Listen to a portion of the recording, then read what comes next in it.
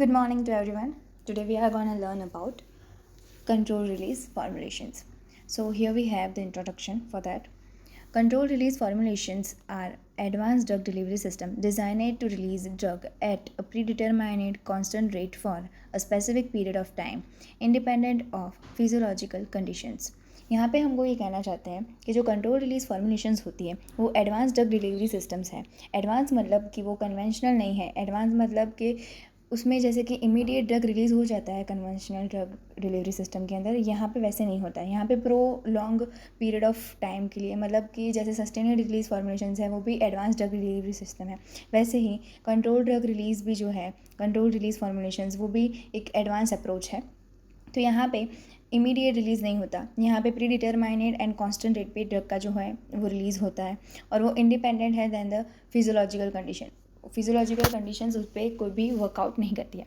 Then क्या है, they aim to achieve zero order kinetics maintain the constant plasma drug level. मतलब ये क्या करती है, ये कांस्टेंट प्लाज्मा ड्रग लेवल बनाए रखती है. कोई भी फ्लक्चुएशन इसके अंदर नहीं आता है क्योंकि ये ऑलरेडी प्री डिटरमाइनेड है. ये ऐसे ही डिज़ाइन की गई हुई है कि हमारे जो बॉडी में थेरापेटिक जो इंडेक्स है उसके इन बिटवीन में वो रखती है अपने जो डोज को होता है. जैसे कि हमको यहाँ पे एक ग्राफ दिया गया है plasma drug concentration versus time. तो यहाँ पे हमको रेड लाइन से जो दिखाया गया है वो इमीडिएट रिलीज़ है, मतलब कि हमारे कन्वेंशनल डोजेज फॉर्म्स है. और जो ब्लू लाइन से दिखाया गया है वो है कंट्रोल रिलीज़ जो ज़ीरो ऑर्डर काइनेटिक को फॉलो करती है, जो फिजियोलॉजिकल कोई भी प्रकार के बैरियर से या फिजियोलॉजिकल कंडीशन से कोई भी अफेक्ट नहीं होती है. जैसे कि आप यहाँ पे ग्राफ में देख सकते हैं कि इमीडिएट रिलीज़ जो होता है वो हमको बार बार लेना पड़ता है और एकदम इमीडिएटली रिलीज़ हो जाता है और फ्लक्चुएशन भी कॉज करता है. मतलब थेरापेटिक विंडो से ज़्यादा हो जाता है उसका जो रिलीज़ होता है वो. तो समटाइम्स अगर आपने 2 गोलियाँ ले ली, जैसे कि आपको 8 घंटे का इंटरवल रखना था पर आपने 6 घंटे होते होते ही गोली ले ली, तो फिर क्या होगा, समटाइम्स वो टॉक्सिसिटी भी कॉज कर सकती है. लेकिन कंट्रोल रिलीज़ में ऐसा नहीं होगा क्योंकि वो कोई भी फिजियोलॉजिकल कंडीशन को फॉलो अप नहीं देती है. देन हमें यहाँ पे दिए गए हैं कुछ basic concept related to CR. मतलब कि drug release rate is controlled and predictable. मतलब यहाँ पे जो मेन इसका पॉइंट है वो यही है कि कंट्रोल रिलीज जो फॉर्मुलेशंस होती है उसके अंदर जो ड्रग का रिलीज़ है वो कंट्रोल होता है और प्री डिटरमाइनेड होता है. मतलब प्रिडिक्टेबल होता है कि मतलब इस टाइम पे इतना ही ड्रग रिलीज़ हो रहा होगा हमारी बॉडी के अंदर. ठीक है. Then drug is deliver at the constant rate. मतलब कि कांस्टेंट रेट पे ड्रग रिलीज़ होता है. परसेंटेज जो होता है उसका जो रेट होता है वो एकदम क्या होता है, कांस्टेंट होता है. कोई भी फ्लक्चुएशन उतना देखने को नहीं मिलता है. ठीक है, वो उसका प्लस पॉइंट है. उसके बाद है plasma drug concentration remain steady. मतलब कि जो कॉन्सेंट्रेशन होती है ड्रग की वो हमारी बॉडी के अंदर हमारी प्लाज्मा के अंदर वो स्टेडी स्टेट में रहती है. कोई भी फ्लक्चुएशन ज़्यादा या कम नहीं देखने को मिलता. ज़्यादा होगा तो टॉक्सिसिटी हो जाएगा और थेरापेटिक विंडो से कम होगा तो वो कोई भी इफेक्ट नहीं देगा. लेकिन स्टेडी रहना मतलब कि एक कांस्टेंट रहना और पर्टिकुलरली टाइम तक उसका इफेक्ट देते रहना होता है. ठीक है. Then more precision than the sustained release system. मतलब कि सस्टेनेड रिलीज़ के अंदर क्या होता था कि सिर्फ प्रोलॉन्ग पीरियड तक वो जो ड्रग थी हमारे बॉडी के अंदर रहती थी. लेकिन इसके अंदर क्या है कि प्री डिटरमाइनेड पीरियड तक कांस्टेंट रेट में रहती है. तो ये डिफरेंस है इन दोनों का. मतलब कि जो प्रोलॉन्ग पीरियड टाइम वो जो सस्टेनेड रिलीज़ है वो हम प्रोलॉन्ग पीरियड टाइम तक देने के लिए, मतलब लॉन्ग टर्म तक इफेक्ट देने के लिए हम उसको यूज़ करते हैं. जैसे कि डायबिटिक पेशेंट को एक सुबह से दूसरी सुबह तक का टाइम मिले वो ड्रग लेने के लिए, मतलब तब तक वो रिलीज़ करते रहे सस्टेन पीरियड ऑफ टाइम तक, इसलिए वो डिज़ाइन की गई हुई है. जबकि कंट्रोल रिलीज फॉर्मुलेशन इसलिए डिज़ाइन की गई हुई है कि प्रॉपर कांस्टेंट रेट के अंदर ज़ीरो ऑर्डर काइनेटिक से हमारी बॉडी के अंदर ड्रग रिलीज़ होता रहे. मतलब जो उसका रेट है वो चेंज नहीं होना चाहिए. The goal maintain a constant therapeutic drug level for maximum efficacy and safety. तो यहाँ पे हमारा main goal behind control release formulation दिया गया है कि वो मेंटेन करता है the constant therapeutic drug level. तो जो ड्रग का लेवल है वो कांस्टेंट हमारी बॉडी में बना रहे एंड फॉर मैक्सिमम एफिकेसी. अगर कांस्टेंट बना रहेगा तो मैक्सिमम एफिकेसी भी देगा एंड सेफ्टी भी प्रोवाइड करेगा क्योंकि वो फ्लक्चुएट नहीं हो रहा है. ठीक है, मतलब कि फ्लक्चुएट नहीं हो रहा है तो बढ़ भी नहीं रहा है और टॉक्सिसिटी भी नहीं कॉज कर रहा है और ना ही घट रहा है कि वो इफेक्ट ही ना दे पाए. ठीक है. देन हमको थर्ड दिया हुआ है मैकेनिज़म्स. तो यहाँ पे मेनली हमको दी गई है 4 मैकेनिज़म्स. तो पहली है ऑस्मोटिक पंप. तो ऑस्मोटिक पंप जो होता है वो कैसे होते हैं हम सभी जानते हैं कि water enter through the semi permeable membrane due to the osmotic pressure. Drug is pumped out through an orifice at the constant rate. जैसे कि आप यहाँ पे देख सकते हैं कि एक कोट दिया गया हुआ है और उसके अंदर ओरिफिस हमको दिख रहा है। तो क्या होता है कि जब वाटर एंटर हो जाता है हमारे ड्रग के अंदर, हमारी फॉर्मुलेशन के अंदर, जब वाटर एंटर हो जाता है सेमी परमेबल मेम्ब्रेन के थ्रू, तो उसकी वजह से क्या हो जाता है, तो ऑस्मोटिक प्रेशर जो होता है वो जनरेट हो जाता है। और because of that osmotic pressure वो क्या करेगा, अंदर प्रेशर, अभी डोजेज फॉर्म के अंदर क्या हो गया, प्रेशर पूरा क्रिएट हो गया। तो प्रेशर अगर क्रिएट हो जाएगा तो क्या होगा, तो ड्रग जो है वो पोर या ओरिफिस हम कह सकते हैं, वहाँ से बाहर निकल जाएगी। कहाँ निकल जाएगी, बाहर निकल जाएगी। बाहर निकल जाएगी म्हणजे क्या हुआ कि वो प्लाज्मा के अंदर चली जाएगी। ठीक है। देन क्या है, diffusion control reservoir system. Diffusion control reservoir system क्या होता है, तो drug is in a core coated with rate controlling membrane. Drug diffuses out through the membrane at constant rate. Example for transdermal patches. तो इसके अंदर क्या है कि डिफ्यूजन कंट्रोल कैसे होता है, तो हम सब जानते हैं कि जो डिफ्यूजन कंट्रोल होता है वहाँ पे ड्रग का डिफ्यूजन होता है हमारे प्लाज्मा के अंदर। तो वो कैसे होता है, तो जो ड्रग होती है वो एक कॉर मटेरियल होती है। तो जो ड्रग है वो एक कॉर मटेरियल है और वो जो है वो कोटेड की गई हुई है। तो किससे कोटेड करते हैं, तो जनरली हम लोग कोई पॉलीमर से उसको कोट कर देते हैं, जिसकी वजह से वो डिफ्यूजन कंट्रोल सिस्टम देता है। तो जो ड्रग होती है वो diffuse out through the membrane constant, मतलब कि जब भी वो डोजेज फॉर्म हमारी बॉडी के अंदर रहे हुए एनवायरनमेंट के साथ एंटर करता है, मतलब उसके साथ कांटेक्ट में आता है, तो वो क्या कर जाता है कि ड्रग को डिफ्यूज़ कर जाता है। ठीक है। उसके बाद क्या है, पॉलीमर मेम्ब्रेन कंट्रोल रिलीज। मतलब पॉलीमर मेम्ब्रेन कंट्रोल रिलीज क्या होता है, तो ड्रग जो होती है हमारी वो dispersed in the polymer matrix और coated with the polymer membrane. Drug release by the diffusion through the membrane at constant rate. Example for implantable drug delivery system. तो पॉलीमर मेम्ब्रेन वाला जो होता है हमारा कंट्रोल रिलीज सिस्टम, तो उसके अंदर क्या होता है, तो एक मैट्रिक्स होता है और उसके अंदर जो ड्रग है वो एकदम यूनिफॉर्मली डिस्ट्रीब्यूटेड रहता है। ठीक है। लेकिन उसका जो रिलीज़ होता है वो कंट्रोल सिस्टम से होता है, कि जैसे कि हम लोग इम्प्लांट लगाते हैं तो वो क्या होता है, एक बार हमारी बॉडी के अंदर इंट्रोड्यूस किया जाता है। ठीक है। तो उसके अंदर जो हमारा ड्रग है वो यूनिफॉर्मली डिस्ट्रीब्यूटेड किया गया हुआ है, लेकिन वो रिलीज़ तभी होगा जैसे उसको प्री डिटरमाइनेड टाइम से कॉन्स्टेंट रिलीज़ करने को मतलब कहा गया है।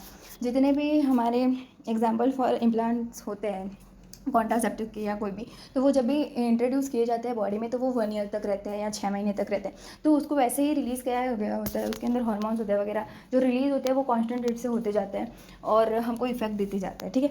देन क्या है, आयन एक्सचेंज सिस्टम। तो ये एकदम ईजी सिस्टम है। तो इसमें क्या होता है, तो drug is bound to the ion exchange resin. तो ड्रग जो होता है वो आयन एक्सचेंज रेसिन जो होता है उसके साथ बाउंड कर जाता है। Then ions in the GI fluid exchange with the drug ions. तो जो आयन्स होते हैं वो एक्सचेंज कर जाते हैं जीआई के फ्लूइड के साथ। तो जीआई के फ्लूइड के साथ हम लोग जानते हैं कि जैसे HCl हो गया वगैरह, अलग अलग टाइप के जो आयन जो बन जाते हैं प्लस माइनस, वो हमारी जो ड्रग है, अगर हमारी ड्रग माइनस है तो वो प्लस के साथ कंबाइन कर जाएंगी, प्लस है तो माइनस के साथ कर जाएंगी। Then release the drug at the control rate. जब ये आयन एक्सचेंज हो जाता है तो उस वजह से क्या हो जाता है, हमारा जो ड्रग होता है वो रिलीज़ कर जाता है। तो ion exchange resin system is also the mechanism, one of the mechanism of drug release in control release formulation. ठीक है।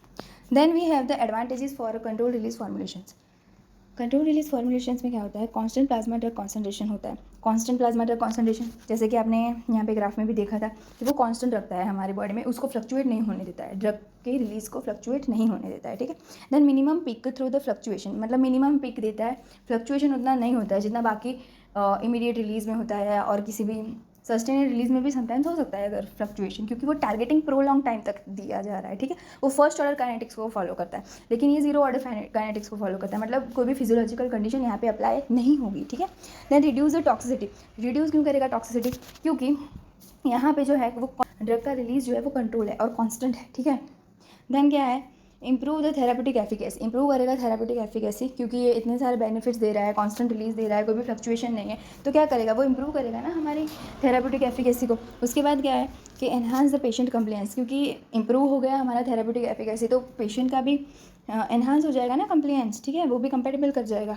Then disadvantages. हमेशा एक बात याद रखो, जिस भी चीज़ के एडवांटेजेस होते हैं उसके डिसएडवांटेजेस होते ही हैं। ठीक है। जैसे कि एक सिक्के के 2 पहलू होते हैं। ठीक है। वैसे ही 2 पहलू में एक एडवांटेजेस, 2 डिसएडवांटेजेस। ठीक है। The disadvantages of control release formulation, complex formulation and manufacturing. तो जैसे कि कन्वेंशनल डोजेज में हम लोग देखते हैं कि वो सिंपल होता है बनाना, कंप्रेशन कर लो, ये वो कर लो, मतलब 2-4 मशीनरी यूज़ होती है। लेकिन जब हम लोग कोई एडवांस अप्रोच यूज़ करते हैं, कोई एडवांस फॉर्मुलेशन यूज़ करते हैं या बनाते हैं, तो उसके लिए जो फॉर्मुलेशन होता है वो कॉम्प्लेक्स हो जाता है, समटाइम कॉस्टली हो जाता है। यहाँ पे आगे दिया हुआ है कि हाई कॉस्ट, तो as compare to the conventional dosages form उसका जो कॉस्ट रहता है वो हाई रहता है। Then risk of dose dumping if system fail. अगर सिस्टम फेल रहेगा तो सिर्फ इसमें नहीं, कोई भी सिस्टम के अंदर रिस्क ऑफ डोज डंपिंग रहेगा। सस्टेनेड रिलीज में भी ले लो, इमीडिएट रिलीज में भी ले लो, कोई भी फॉर्मुलेशन में ले लो, ठीक है। Then not suitable for all the drugs. तो देख लो, कोई भी अगर फॉर्मुलेशन हम लोग डेवलप कर रहे हैं तो ऐसा ज़रूरी नहीं है कि वो सारे ही ड्रग के लिए बना हुआ हो। समटाइम्स कुछ ड्रग लिपोफिलिक ड्रग्स के लिए बनी हुई होती है, समटाइम्स कुछ सॉल्युबिलिटी एनहांस के लिए बनी हुई होती है, कुछ टाइप इमीडिएट रिलीज के लिए होती है, कुछ प्रोलॉन्ग के लिए होती है, कुछ सस्टेनेड रिलीज के लिए होती है, कुछ कंट्रोल रिलीज। सबके अपने अपने होते हैं मतलब पैरामीटर्स, और सबकी अपनी अपनी कंपेटेबिलिटीज़ होती है, ठीक है। Then difficult to retrieve drug once administers, मतलब अगर एक बार ले लिया तो फिर उसको निकालना डिफ़िकल्ट हो सकता है, ठीक है। बट ये इतना डिफ़िकल्ट नहीं कहूँगी मैं कि जितना आईवी में देते हैं उतना तो नहीं होता डिफ़िकल्ट, अकॉर्डिंग टू मी, ठीक है। मैंने यहाँ आगे हमको एग्जांपल्स दिए हुए हैं CRK के OROS सिस्टम। ये कौन सा वाला सिस्टम है? तो OROS सिस्टम मतलब ऑस्मोटिक पंप से जो ओरिफिस से जो सिस्टम से रिलीज़ होता है वो। तो नेफेडिपिन का कंट्रोल रिलीज फॉर्मुलेशन जो होता है वो ऐसे ऑस्मोटिक पंप से रिलीज़ करता है ड्रग को, ठीक है। Then transdermal patches. तो ट्रांसडर्मल पैचेस के अंदर कौन सा मैकेनिज्म होता है? तो उसके अंदर डिफ्यूजन कंट्रोल होता है कि वो डिफ्यूज़ हो जाता है, मतलब कि जैसे ही आपने पैच लगाया तो जो ड्रग है वो हमारी परमेबल जो हमारी स्किन है उसकी वजह से क्या हो जाएगी, तो अंदर एब्जॉर्ब हो जाएगी, ठीक है। देन है इम्प्लांट ड्रग डिलीवरी सिस्टम। तो इम्प्लांट ड्रग डिलीवरी सिस्टम जो होता है वो पॉलीमर मेम्ब्रेन टाइप का होता है, वो एक पूरा पॉलीमर होता है, ठीक है।